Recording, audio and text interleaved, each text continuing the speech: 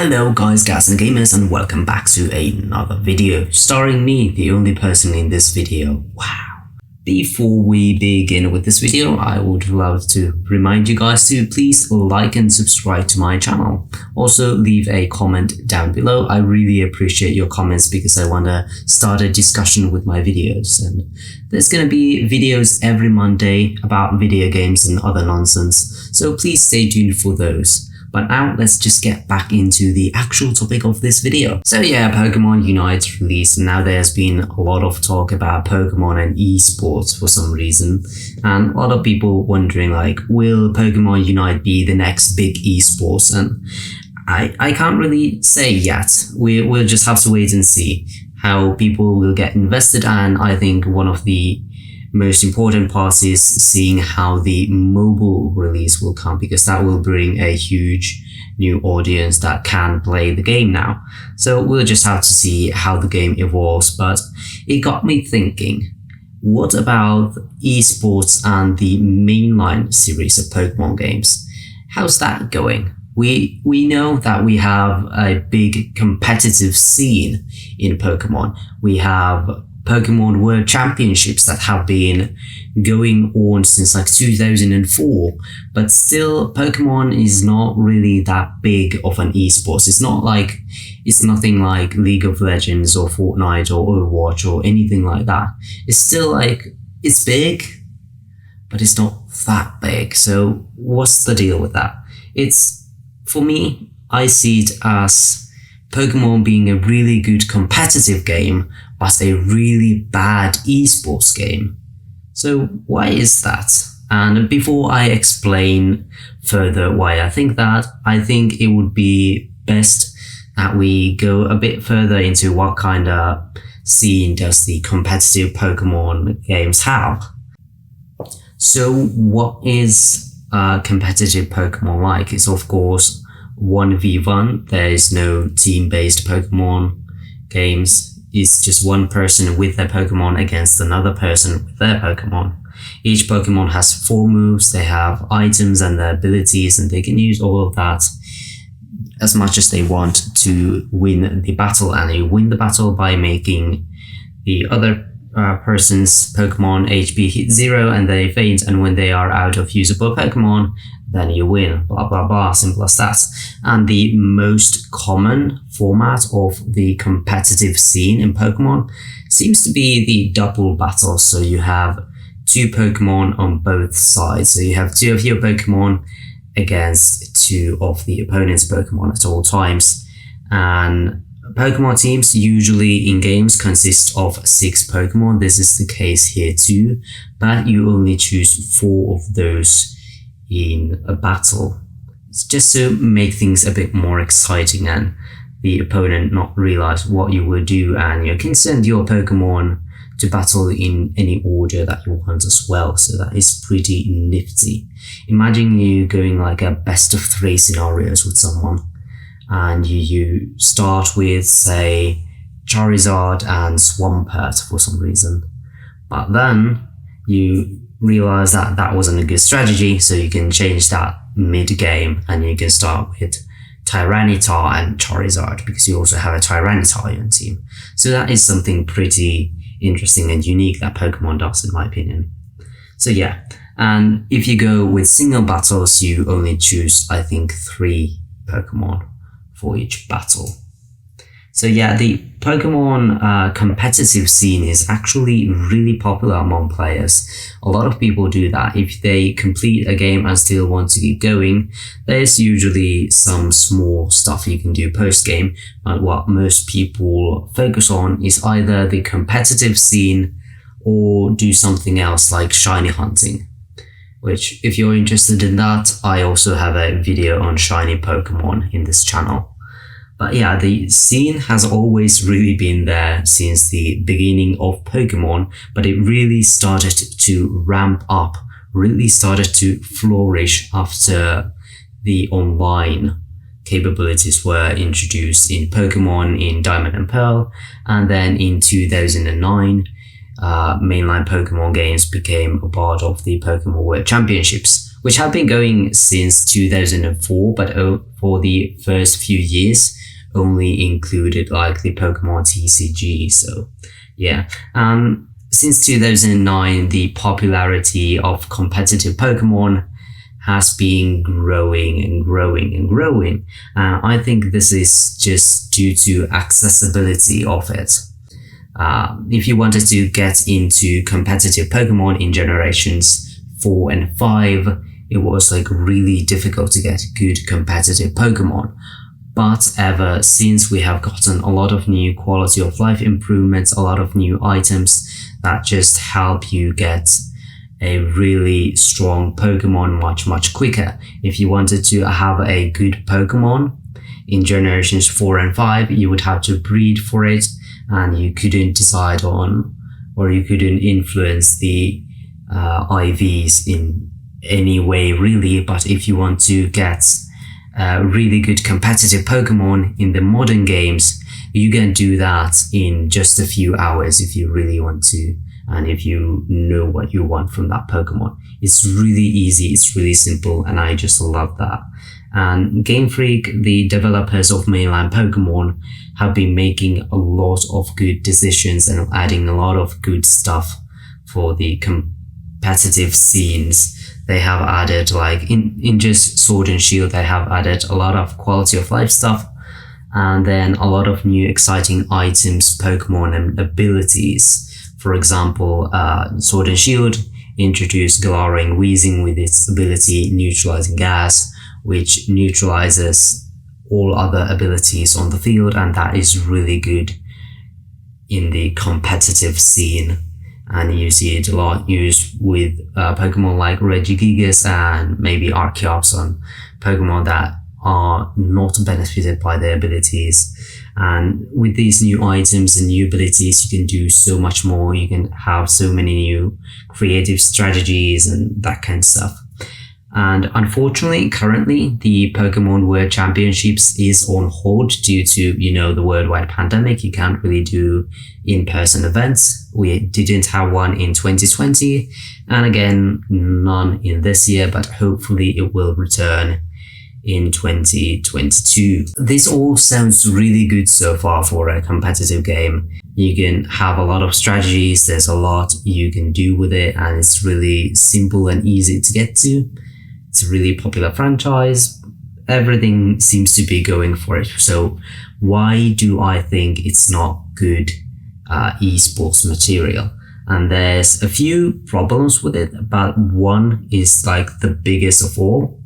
And what really makes a good esports game usually is how much skill it has, how much skill you need to really master it and be good at it.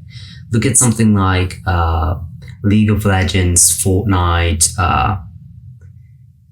Overwatch, and those kinds of esports games. There's a lot of skill involved, and the top players are very skilled. You can train it to be really good at the game, and you can definitely see the skill the players have when they are playing. But for Pokemon, it's turn-based, and while you can do a lot of cool strategies and that kind of stuff, there's also the battle system is not really made for an esports audience, because there's a lot of skill, of course, that you can have while playing Pokemon, but it's not all skill you have to succeed in battles. There's also a lot of luck involved in Pokemon battles, and that's the biggest problem Pokemon battles have, in my opinion, at least when it comes to like the competitive scene. And there's like critical hits that you can just get, status conditions that are all chance-based basically, especially like paralysis, sleep, being frozen, all of them being confused, all of them are chance-based. And most of the moves are also really chance-based as well, something like Sleep Powder only having like 70% hit rate, so that kind of makes it not good in competitive sense. So something like that kind of makes it bad in a competitive sense, because it's not all skill, it's not all you make a good strategy. It's down to luck. Imagine yourself being in Pokemon World Championships. You are in the finale. It's pretty clear that you will win. The opponent Pokemon only has one Pokemon left. It's yellow in HP. So one hit and you will just kill it and you will win $25,000. But then you miss your move twice and the opponent gets a critical hit. Then you lose. And that was not your fault. That was the game just deciding that you're not going to win today. So yeah, that's why it's a really bad thing. So why is Pokemon battles so heavily relying on luck? Well, it's just because they're not made in a way that it's supposed to be competitive. They are made specifically for the rest of the game. The games are not made to be something you would compete in. The games are designed like as a single player experience, and thus you have a single player style battle system in there. And that just, you can play competitive there, but it's not really tailored towards competitive play, if you get what I mean. It's not the main focus of the game, and as I said, it's a thing popular among Pokemon players, but it's not the only thing they do. So there's a lot you can do in Pokemon, and competitive is just one aspect of it.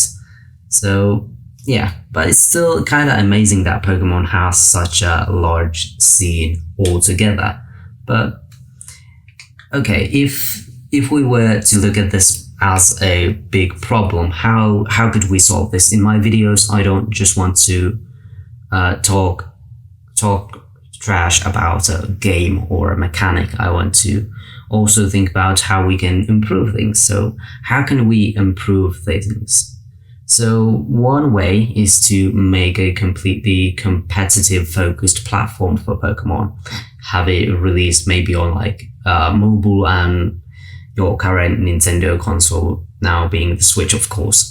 So you could use your Pokemon from Pokemon Home, the mainline games, whatever, and you can just battle with them. That could be a good option. Removing all of the RNG and adding all of the Pokemon, all of the forms of Pokemon, including like Mega Evolutions and Gigantamax forms and everything, and just have the game be all about battling. That would certainly be something interesting, and I was thinking it could also be a really fun and good way to reintroduce the Pokemon Stadium IP, which hasn't had a game since the N64 games, but it's still like a beloved spin-off of Pokemon. But you can't really revive it otherwise, because the big thing in Pokemon Stadium was that you could have Pokemon battles in 3D, which is now just in the games.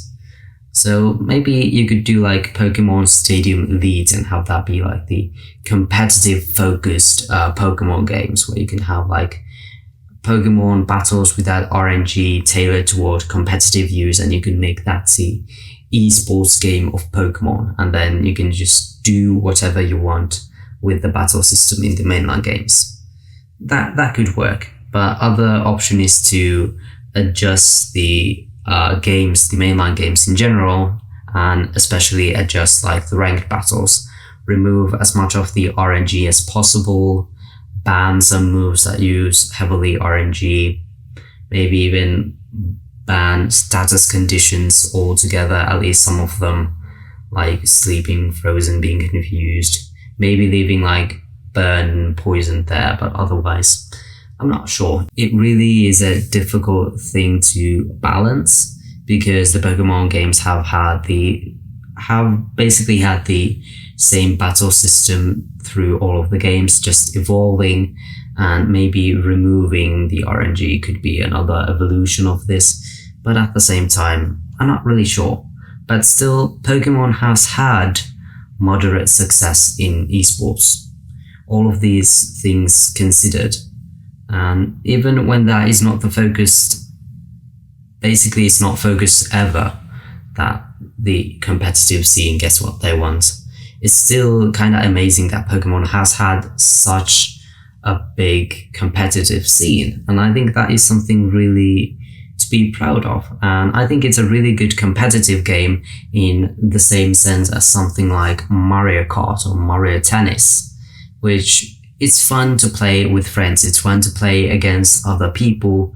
But as an esport, it's not good enough for that because it's not made for that thing. And it's fine. It's fine for me. And what about Pokemon Unite? It also looks promising in my opinion. Made by TIMI Studios, which have made other similar games like Arena of Valor, which is like really popular.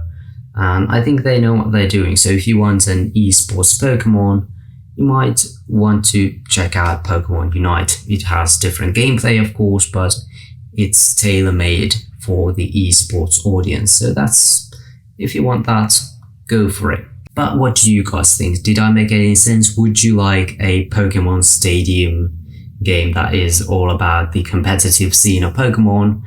Or what do you think Game Freak should do to make Pokemon games more competitively viable? I guess that's the word. Let me know down in the comments below. And I have nothing else to say for now. I'll leave the discussion for you to continue. And I'll see you guys next time. Bye bye.